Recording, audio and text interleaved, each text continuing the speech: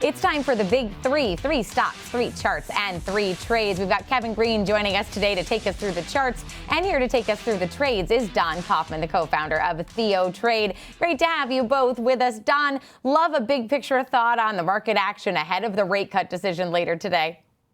You know, one of the things everybody's talking about right now is overall market breadth. It is not good. The advanced decline line specific to the S&P 500 is heavily negative today. Looking at the financials, they're seeing some sell side activity. And one of the most unusual aspects is we've had the market up quite substantially, obviously, in recent days, but volatility also up along with it. Specifically, looking at the VVIX, the volatility of the VIX itself has been on the bid the last couple of trading sessions. Yeah, when we talk to KG and Market on Close, he's always talking about VVIX and vols, and we usually get a pretty good breakdown there. But let's kick off the big three with your first pick here. Bank of America. I was just taking a look at their chart and trading at levels that we haven't seen since 2006, Don. You know, that's one of the first points I was actually going to make on here, too. It's literally coming near its all-time high. I mean, we're looking back literally 2 decades ago. I believe 55 and change was its all-time high, but it literally is back in 2006. Look, the chart right now, which Kevin's going to show us in a moment, looks good. I mean, trend up and so forth, but you're facing what? You know, consumer credit issues, broader possible economic weakness, unknowns of the government shutdown. I believe the Fed is probably somewhat behind the curve, even though there's still inflationary pressures. There's job losses out there. I'm taking a bearish stance. Here, but I'm going to go out a ways. I'm going to go all the way out to the January 16 options. And the reason I'm going out that far is it's going to take time for this process to kind of evolve. I'm actually going to go out Jan 16, buy the 50 puts, sell the 45 puts. This trade is done for a 90-cent debit. So if you will, it's a bit of a cheap shot to the outside. Looking for Bank of America, though, to see some fairly wild sell-side activity in the coming months. All right, so KG, as we look at the chart, you know, I doubt you have a 20-year chart on hand, but a slightly more recent chart. You know, what is it showing for us? Well, the Bank of America chart looks exactly like the S&P 500 chart. So, you know, you could kind of take a look at it on the 1-year daily time frame, and we have seen higher highs as well as higher lows at this point in time. And it has been actually remaining in this channel that's pretty much been developing here since, let's say, the middle of July or so. We're getting close to the upper end of that channel. We are above the 20-day moving average here. And you could say an area of support for the stock is going to be around $54.30. To the downside, you're actually looking at around $50 as your first area of support. And then we just stair step lower from there. Now, you do have that 200-day moving average. That should be a key major area of support for this stock. And that kind of coincides with maybe some areas of previous resistance. The only thing that I would get a little bit cautious about, and Don might be right here, you are seeing a bearish divergence in the RSI, meaning that it is making lower highs as well as lower lows. And that's just showing that the price action, if you will, or the momentum is starting to wane for Bank of America. MACD still in a bullish formation, 12 EMA above the 26. The trend's your friend right now. The trend is still higher. You're hitting some areas of resistance. You're getting close to it. But if we do see a lack of momentum when it comes to price and we have a massive re-rating to the downside, Don's trade could pay off pretty handsomely. All right, year to date trading up about 20% higher on B of A. But Don, let's move to your next one here. Tesla, I know you've been a Tesla bull in the past. Are you a Tesla bull today? I am. I'm turning into an Elon Musk kind of fanboy lately with a number of products that I've used. Anyway, with Tesla, it has nothing to do with the technicals, in my opinion. It doesn't even have to do with the business in here. This is purely for me a gamma squeeze. And what that kind of breaks down to is we're kind of approaching some of the all-time highs. We're only a few days removed from it. And what often can happen in this case is when I start talking about dealer gamma, that is retail traders, they start rushing in when they see a stock near its all-time high. Tesla is perfect for this simply because it's some of the highest option traded volume on a day-to-day basis. Retail traders rush in and they start buying calls. The market maker, which is the dealer, sells them those calls and in turn buys stock, forcing the stock to the upside. that gamma squeeze should play out in the next couple of days. My trade is for the November 7th expiration. So just going out to Nov 7th, fairly short duration.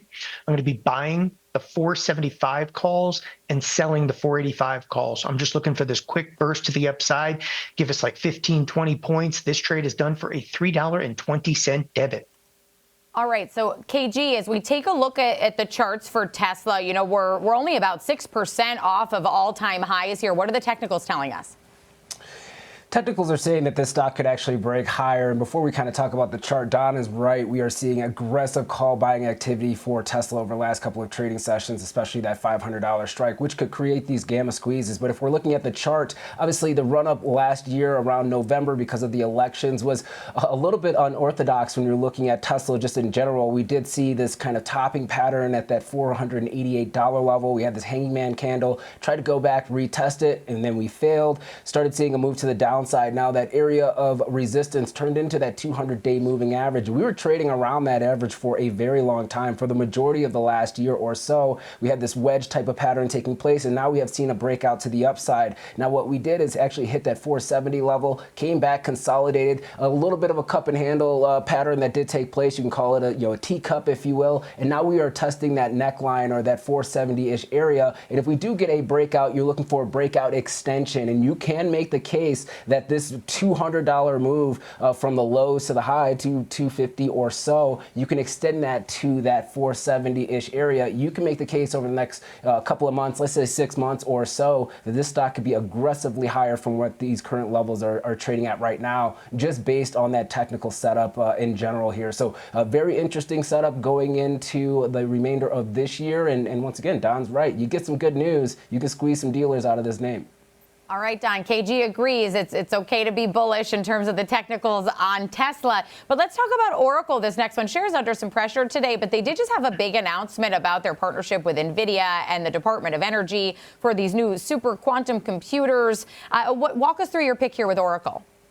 Yeah, the Oracle trade is absolutely going to be bearish, and it has everything to do with the amount of debt that they took on to basically be one of the players. Everybody wants to step in the ring right now with OpenAI, and in fact, to be able to do that, you got to boost the market cap over there. You want to play with NVIDIA, you want to play with Google, so they threw their hat in the ring, and in order to do that, they took out massive debt offerings, and this aggressive risk financing, it puts them at the forefront of the AI kind of bubble, if you will.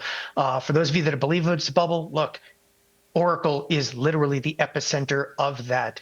So if there's any shift inside of this AI trade, Oracle comes apart at the seams, and that's exactly what I'm looking for. I think that this is just a structured bet that I'm going to take inside of the options market. I'm going out to the December 19th expiration. Just going to buy the 260 puts. I'm going to sell the 250 puts. So it's $10 wide put spread.